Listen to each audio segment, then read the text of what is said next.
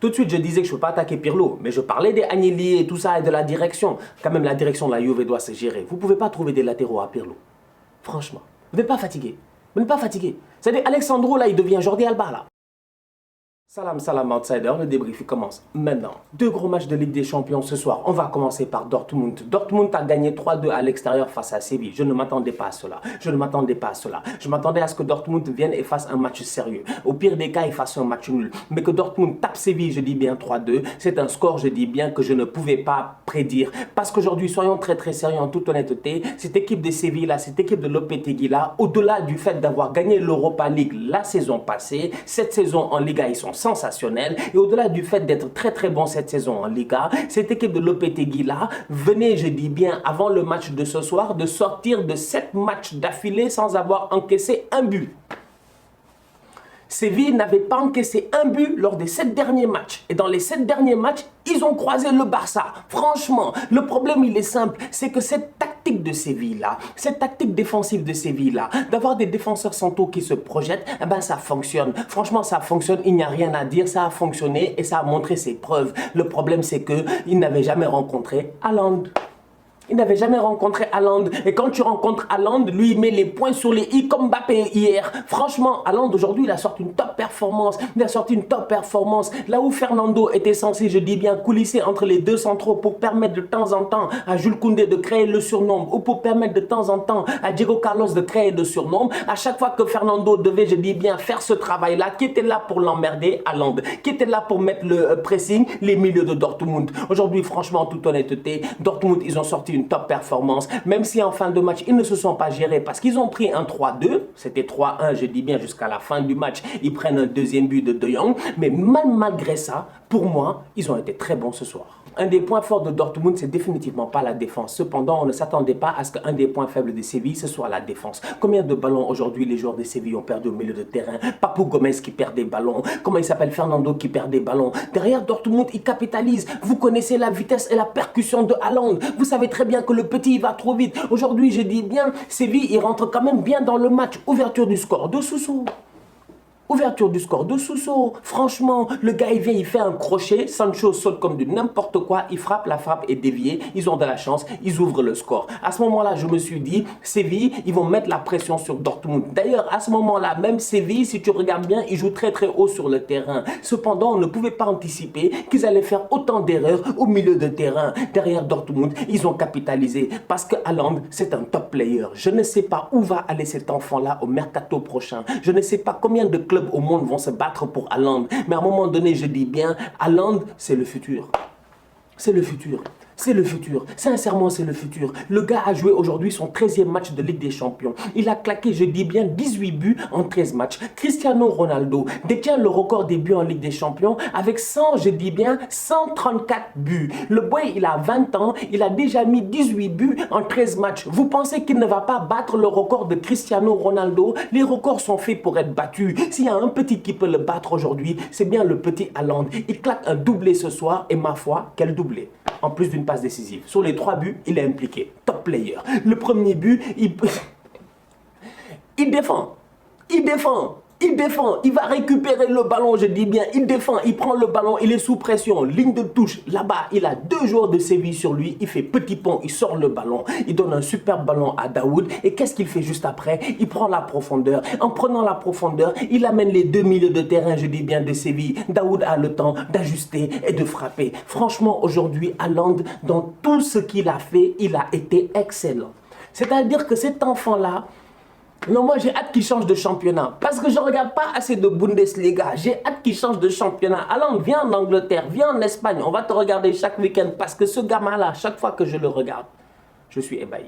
Du côté de Séville, j'ai envie de dire que le manque d'explosivité de certains de leurs vétérans a dû leur faire mal aujourd'hui. Je suis désolé, mais quand même, Papou Gomez, il a quitté l'Atalanta. On s'attendait à ce qu'il arrive en Ligue des Champions et qu'il insuffle quelque chose dans cette équipe-là. En tout cas, du moins que tactiquement, Papou Gomez soit un atout aujourd'hui offensif. Papou Gomez n'a pas été un atout offensif. Il n'a pas fait un bon match. Ivan Rakitic est sorti à la mi-temps. Lui aussi, il a été encore une fois El Rescapé. C'est pas possible, il a été mauvais. D'un autre côté, j'ai envie de parler de Navas. Parce que Navas, c'est vrai, en Liga, ça fonctionne en position de latéral. Tu arrives en Ligue des Champions, tu tombes face à Sancho, le boy il te dribble. Il te dribble. Il te dribble. Sancho, aujourd'hui, il est au top de sa forme. D'ailleurs, j'ai envie d'en parler. On parle de Jadon Sancho, là. Jadon Sancho qui a fait un début de saison catastrophique. Il avait l'air gros, il avait l'air pas bien, il avait l'air en mode Eden Hazard. Mais depuis lors, je dis bien, depuis le début de cette année 2021, Jadon Sancho est juste sensationnel. Non seulement il est sensationnel en Bundesliga, mais en plus de ça, aujourd'hui en Ligue des Champions, même s'il n'a pas marqué, à mon humble avis, il a été excellent. Mais excellent. Il a tout bien fait. Toujours dans les bons mouvements, toujours très lucide. Capacité, je dis bien, de dribble extrêmement rapide. Rapidité d'exécution dans la tête parce que le boy non seulement était dribble, mais juste après, je dis bien, il fait une superbe ouverture, une superbe passe sur le côté. Franchement, aujourd'hui, Jadon Sancho, Marco Reus et Haaland, le trio offensif de Dortmund, il a été très bon. Avant de jouer le match retour, les boys de Dortmund, ils sont bien. Ils ont mis 3 buts à l'extérieur face à Séville. Maintenant, il faut juste, je dis bien, gérer le score à domicile. Le problème, il est simple, c'est que jouer en Allemagne en ce moment, c'est compliqué. Je ne sais pas si le match retour en mars se fera à Budapest ou s'il se fera en Allemagne. Une chose est certaine, c'est qu'il ne faudra pas vendanger tout ce qu'ils ont fait ce soir. Ils ont claqué 3 buts à l'extérieur. Fallait le faire. Bien joué. J'ai hâte de voir le match retour. Vous savez pourquoi? Parce que ce Dortmund-Séville-là, je ne lui fais pas confiance. Je ne sais pas pourquoi. Dans d'autres circonstances, tu mets 3 buts à l'extérieur, je dis ouais, ça va, c'est bon, tu es posé, c'est bien. Mais là, j'ai pas confiance. Ça me donne des vibes à la Dortmund-Malaga. On ne sait jamais ce qui peut arriver, je dis bien. Ce n'était pas ce match-là, Dortmund-Malaga. Un match bizarre là, un match très bizarre. C'était l'année de Jürgen Klopp, un truc comme ça. Je pense que c'est en fin de match.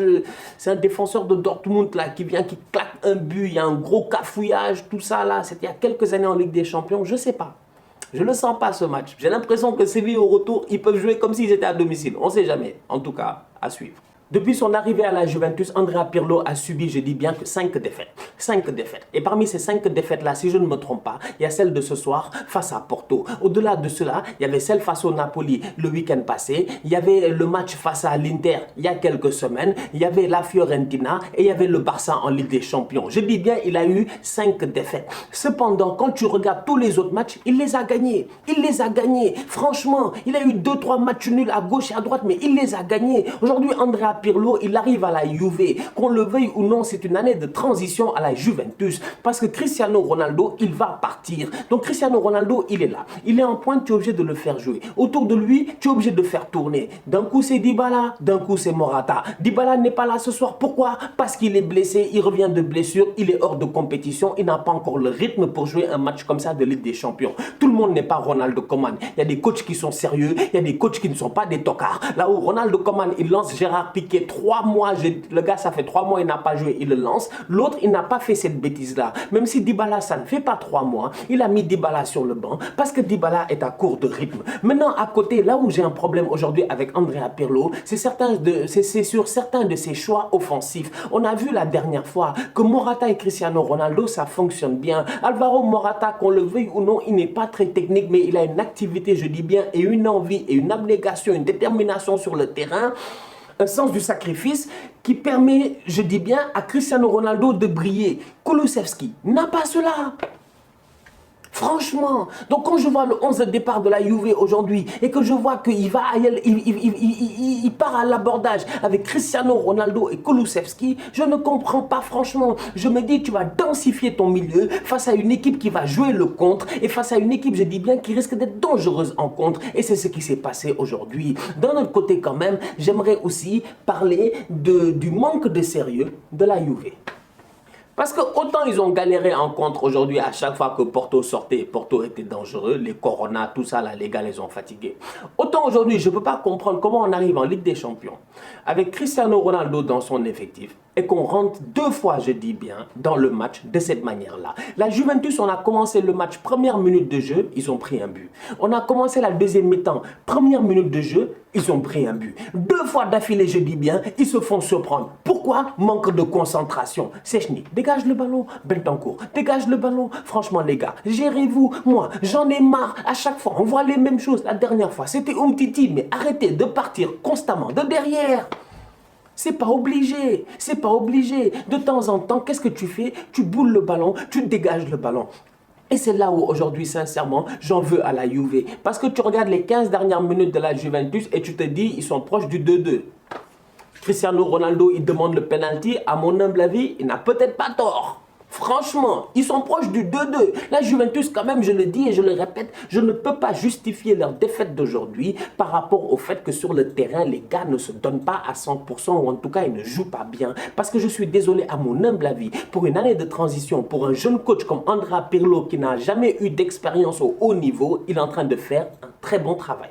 Maintenant, qu'on me dise que la direction, les Agnelli, les Paracelli, les je sais pas quoi là, il y a des problèmes là-bas, ça c'est votre problème, franchement. Mais sur le terrain en tant que tel, je ne peux pas attaquer Pirlo. Je suis désolé. Aujourd'hui, ça a été un mélange d'un manque de concentration notoire de la part de Szczęsny, qui est là à faire le tocard dans les buts, dégage le ballon, il ne veut pas le faire. 2 fois d'affilée, je dis les gars, moi je ne les comprends pas.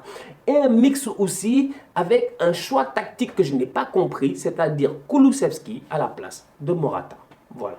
Tout de suite, je disais que je ne peux pas attaquer Pirlo, mais je parlais des Agnelli et tout ça et de la direction. Quand même, la direction de la Juve doit se gérer. Vous ne pouvez pas trouver des latéraux à Pirlo.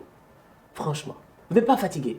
Vous n'êtes pas fatigué. C'est-à-dire Alexandro, là, il devient Jordi Alba, là. Franchement, il devient Jordi Alba. C'est-à-dire Alexandro, il devient Jordi Alba. Franchement, je dis bien, il devient Jordi. Depuis son transfert avorté à Chelsea en 2017, il devait aller à Chelsea il y a 3 ans. Il y a 3 ans, il devait aller à Chelsea. Tout le monde en parlait. Ça devait être un grand transfert, un truc comme ça. Il n'est jamais parti. Depuis lors, Alexandro, je dis bien, il n'est que l'ombre de lui-même. Une performance sur 10, une bonne performance sur 10, c'est pas suffisant pour un club comme la Juve. Sincèrement, aujourd'hui, les gars doivent se gérer. D'un autre côté, Danilo, c'est la même chose. Moi, Danilo, je ne le comprends pas. Danilo, de temps en temps, il est au top de sa forme. De temps en temps, il est très nul.